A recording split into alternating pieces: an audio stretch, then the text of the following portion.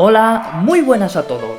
Bienvenidos a Perfumería sin matices, un espacio donde hablaremos de perfumes y colonias de forma diferente. ¡Woohoo! Here we go! Hola, muy buenas a todos. Hoy os traigo un pack de perfumes low cost que son un top en ventas en una de las marcas españolas más prestigiosas de perfumes. Hablamos de la marca Zara, que sin duda es una de mis marcas favoritas. Hoy vamos a hablar de un pack que ha sido líder en ventas durante muchos años y aún sigue en lo más alto. Estamos hablando del famosísimo pack formado por Zara Seúl y Zara Lisboa. También aprovecharemos para hablar de los flanques de Zara Seúl, ya que hay unos cuantos dentro de la marca.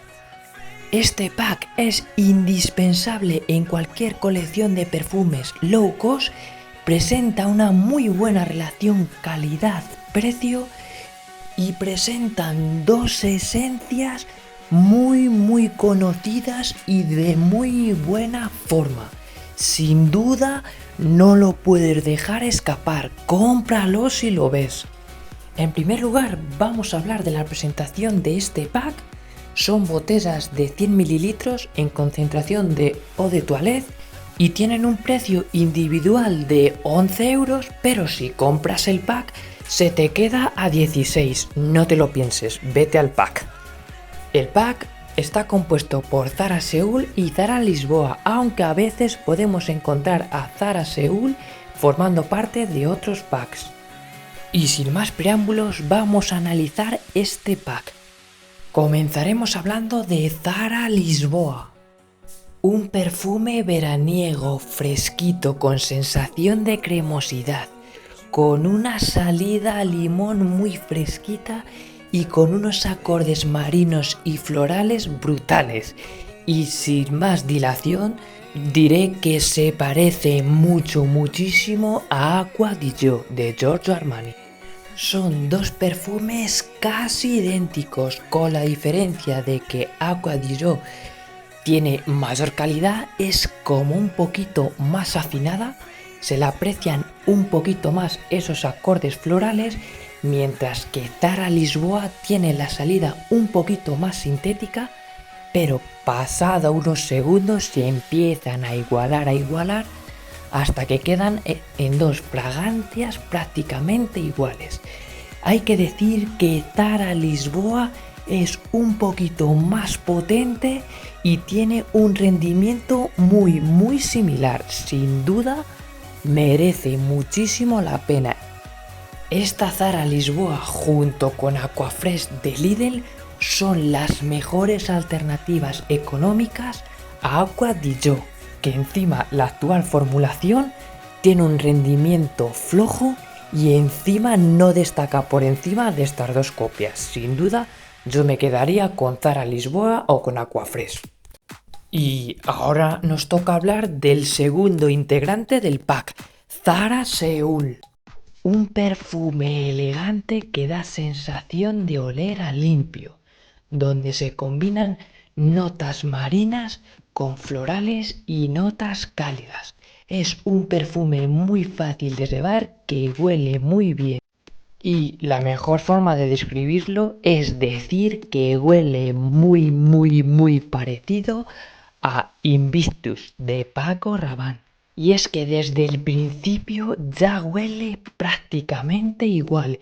Tiene una salida muy natural que se asemeja muchísimo a Invictus y el secado es prácticamente idéntico. Para destacar, diré que la única diferencia es que Invictus es un poquito más floja en cuanto a proyección, pero sí es cierto que tiene una mejor duración.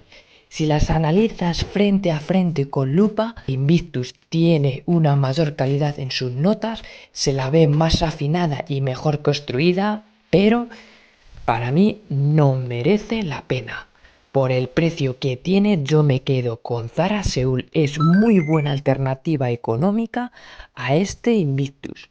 Y muestra del éxito que ha tenido este perfume, Zara ha sacado dos flankers. Zara Seoul Summer y Zara Seoul Winter. Zara Seoul Summer es prácticamente un Zara Seoul con una salida más cítrica y suave y con algunos de sus acordes más destacados más flojos.